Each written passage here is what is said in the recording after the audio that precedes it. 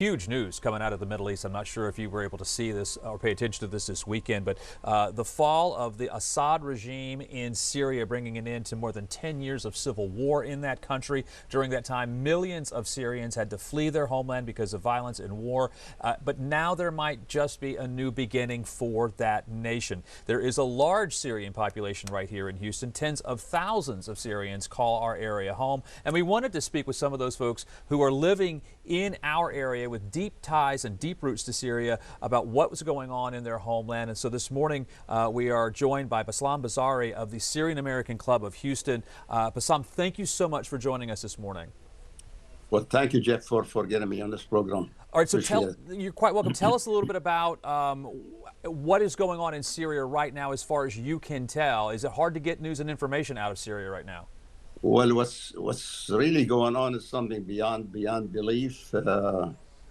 Or I can summarize it to you would say that it's a 50-year dream has been realized. A lot of people still can't believe this is happening, but fortunately and happily, it is happening. Everybody, most of the Syrians, I could say, are very happy to know what's going on and the transformation that's taking place in our country, in our home country.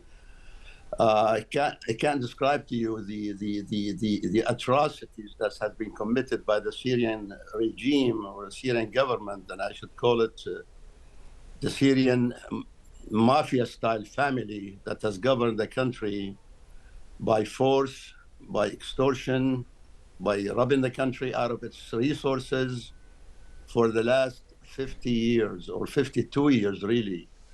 So people are very happy. I mean, the atrocities committed against Syrians is beyond description, beyond belief. Starting with the father, Hafez al-Assad, that have to make example out of Hama. He has destroyed a city, or half the city of. That's my hometown, by the way, Hama. He destroyed half of it. He killed, massacred 40 to 50,000 people.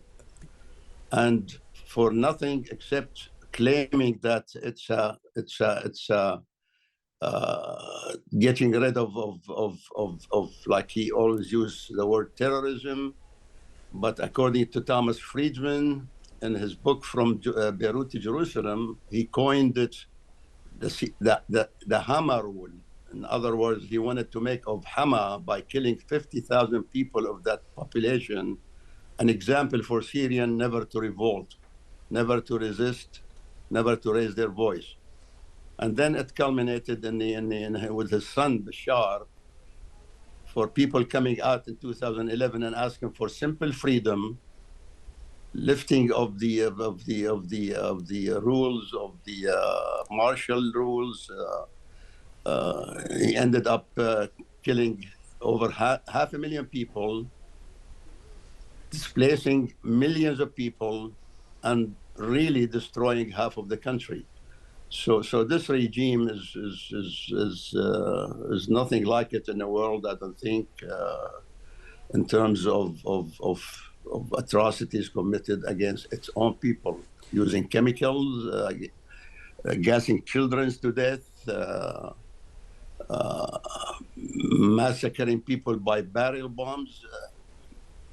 I mean, thousands and thousands of barrel bombs were dropped on innocent civilians, and then leaning on the Hezbollah, leaning on Iran, and leaning on Russia basically, and bombed the heck out of every hospital in the country. They bombed schools. They bombed markets, food markets, just to deprive people of basic necessities, food, health, and all of that stuff. So this is the government that we have got rid of, that we've been plagued of for 52 years. And that's why I would say most, if not all, of the Syrians are happy to see this moment come through, to see this dream realized. No doubt, no basically, doubt. So Let me Yeah. ask you this. I'm sorry to interrupt. The people who fled Syria because of the civil war, and I was looking online, and I think there's something along the lines of 20,000 or more Syrians in Houston who fled Syria, who came here as refugees. What does this mean for some of these folks now? It's still very early in this. Do people start planning to go home? Are they going to return? Can they safely return? And is that something they even want to do at this point? Well, I think this applies to the millions of people all over the world dispersed. Let's not talk about the internally displaced people, but there are a few millions in Turkey and Europe, and like you said, about 20,000 in Houston, and more in the United States. Let me tell you something: Syrians love their country, and Syrians were forced to leave their country. We in the Syrian Club, really, we were responsible and trying to take care of a lot of Syrian families that have immigrated here, and I know the misery they lived in. They all appreciate and love this country that have allowed them to come here, that helped them initially to settle. But your question really applies to different people in different ways. In other words, those people that are here on an interim or a temporary visa, uh, I'm sure they're going to go back. Going back, the timing of going back to their country depends on two things. If they have a place to go back to, because like I told you, half of Syria was destroyed. And what Syria needs right now is reconstruction program. So those people that have place to go to, they would love, I'm sure they would love to go back to their loved one, to their family, to their associates, to their relatives. And they haven't seen them in 11, 12, 13, 14 years probably. I'm sure those people will go back. The other peoples will go back, probably some of them, depending on their situation. There are people that have kids in school. They have started the immigration visa process.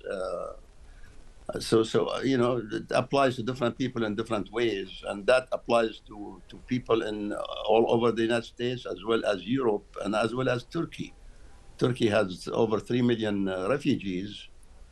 They would like a lot of them to go back to their country, and a lot of them will go back to their country once their country.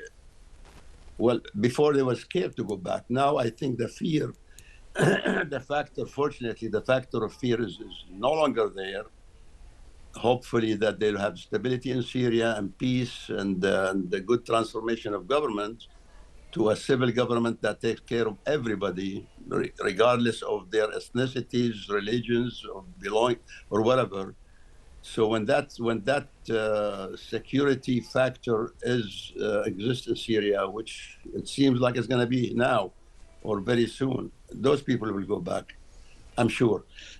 Excuse me. We got about 3 minutes left. Just wanted to ask you, again about the long-term future of Syria. We know that there were several different factions all fighting under the same umbrella to rid your country, well, the Syria of Bashar al-Assad and his regime. Do those factions, are they able to put away their differences and come together to form a common government? Do you think the long-term outlook for Syria now is generally positive, and do you think it'll happen fairly quickly? I think so. I am hoping so. The way it looks like now, I mean, those people are disciplined, and they have employed pragmatism in dealing with deliberated cities and in dealing with I mean, what we were fearing really is that sectarian violence will take place immediately after. I mean, people start the revenge factor. This has not happened. The way, I mean, it looks like they're very pragmatic, very organized, very disciplined, trying to deal with the existing government, keep the existing institutions going.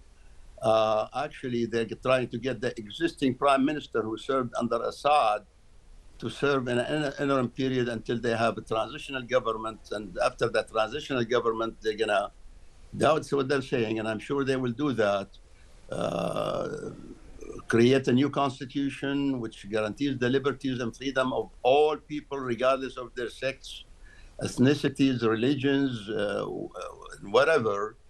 And after that, they're calling for free elections. So I'm very hopeful that these things will take place. Actually, it looks like the American government is comfortable of what's going on so far, and they are trying to release the label of terrorism from the HTS part of that rebel group. So I'm very hopeful, Jeff. Really. Very good, very good. Bassam Bassari of the Syrian American Club of Houston, thank you so much. And after 50 long years of struggle, your people now have the yoke of tyranny removed from them, and they are free in Syria. We are so happy about that, and thank you, Jeff, for inviting me. You're quite welcome. Program. You're quite welcome. Thanks Thank you so much. Yes, sir, absolutely. Praying for all of you welcome. there in Syria, and you as well.